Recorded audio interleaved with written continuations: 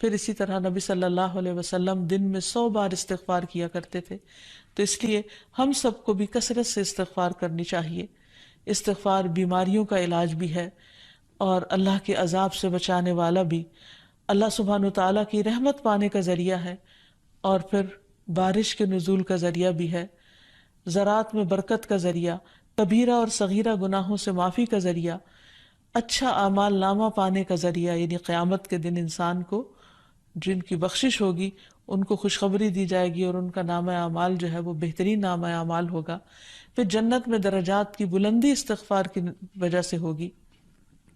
تو اس لیے ضروری ہے کہ ہم اٹھتے بیٹھتے اپنے گناہوں کی معافی مانگتے رہیں، اور استغفار کے لیے انسان اپنی زبان میں بھی اللہ تعالیٰ سے بخشش مانگ سکتا ہے. لیکن بہتر یہ ہے کہ اگر انسان قرآنی دعاؤں اور مسنون دعاؤں کا سہارا لے اور ان کو سیکھ بھی لے، کیونکہ یہ ہم سب کی ضرورت ہے. سورۃ نوح میں اللہ سبحانہ وتعالی فرماتے ہیں، حضرت نوح علیہ السلام نے اپنی قوم کو استغفار کرنے کو کہا، اور کیا کہا؟ فَقُلْتُ اسْتَغْفِرُوا رَبَّكُمْ، میں نے اپنی قوم سے کہا کہ اپنے رب سے استغفار کرو، اپنے رب سے معافی مانگو. تو نتیجہ کیا ہوگا؟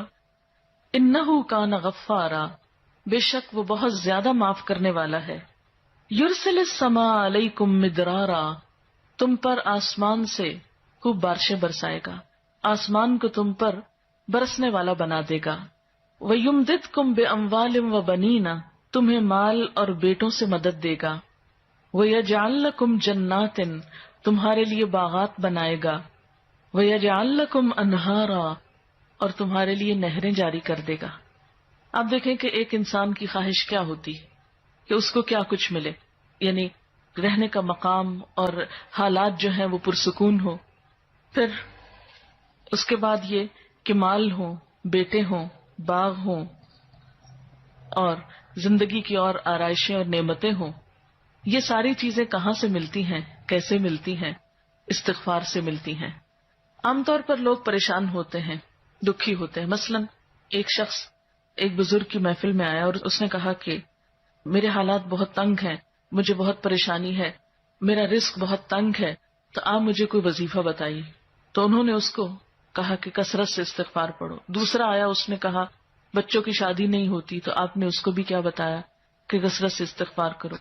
تیسرا آیا تو کہنے لگا کہ بہت قحط سالی ہے، فصلیں اچھی نہیں ہوتی، تو آپ نے اس کو بھی استغفار کا بتایا. تو کسی نے ان سے پوچھا کہ بھائی 3 لوگ آپ سے 3 ڈفرنٹ مسئلے لے کر آئے ہیں، اپنی پریشانیاں لے کر آئے ہیں، آپ نے تینوں کو ایک ہی چیز بتائی ہے. تو اس پر انہوں نے یہی سورۃ نوح کی آیت پڑھ کر سنائی کہ دیکھو یہ قرآن میں اللہ کا وعدہ ہے، اور اللہ کا وعدہ سچا ہے. اللہ تعالیٰ کی بات سے بڑھ کر سچی بات کس کی ہو سکتی ہے؟ ہمارے پڑھنے میں کمی کوتاہی ہو سکتی ہے، لیکن اللہ کی بات میں کوئی شک نہیں. ذالک الکتاب لا ریب فیہ، یہ وہ کتاب ہے جس میں کوئی شک نہیں. لیکن یہ ہے کہ بعض اوقات ہم خود پڑھنے میں کوتاہی کر دیتے ہیں. تو جن کا رشتہ نہ ہو رہا ہو وہ بھی، جن کا ہو چکا ہو اور شادی کے پرابلمز ہو وہ بھی، جن کا ہو چکا اور پھر بچے نہ ہو وہ بھی، ان سب کے لیے ایک ہی وظیفہ ہے، اور وہ کیا ہے؟ استغفار کا. پھر اسی طرح ایک اور جگہ پر ایک اور پیغمبر نے اپنے لوگوں سے کہا وَاسْتَغْفِرُوا رَبَّكُمْ ثُمَّ تُوبُوا إِلَيْهِ إِنَّ رَبِّي رَحِيمٌ وَدُودٌ، اپنے رب سے معافی مانگو اور اس کی طرف پلٹ آؤ، بے شک میرا رب رحیم ہے اور اپنی مخلوق سے بہت محبت رکھتا ہے. یعنی جب کسی بندے پر کوئی تکلیف آتی ہے تو ایسا نہیں کہ اللہ تعالیٰ اس پر خوش ہوتے ہیں اور جان بوجھ کے ستانا چاہتے ہیں بندوں کو. اللہ تو بندوں کے حق میں بہت مہربان ہے. پھر سوال یہ پیدا ہوتا ہے کہ تکلیف آتی کیوں؟ اگر وہ ہم سے محبت کرتا ہے اور وہ بہت مہربان ہے. تو بات یہ ہے کہ کچھ چیزیں ہم اچھے حالات میں سیکھتے ہیں اور کچھ چیزیں ہم ہارڈ شپ سے سیکھتے ہیں. کچھ نعمتوں کی قدر ہم اچھے طریقے سے ویسے ہی کر لیتے ہیں، اور کچھ چیزوں کی قدر ہمیں اس وقت آتی ہے جب کوئی مشکل پیش آتی ہے. آپ دیکھیے کہ اس کی مثال یوں ہی ہے کہ جیسے کچھ کھانے آپ کچے ہی کھا لیتے ہیں، جیسے فروٹس وغیرہ ہیں، آپ کو پکانے کی ضرورت نہیں ہوتی، لیکن کچھ کھانے آپ کو پکا کر کھانے ہوتے ہیں. اسی طرح زندگی میں کچھ حالات ایسے ہوتے ہیں کہ جن میں آپ آرام سے سیکھ جاتے ہیں، یا کچھ باتیں آپ کو بغیر کسی مشکل کے سمجھ میں آ جاتی ہیں، لیکن کچھ باتیں آپ کو مشکل آنے پر سمجھ آتی ہیں.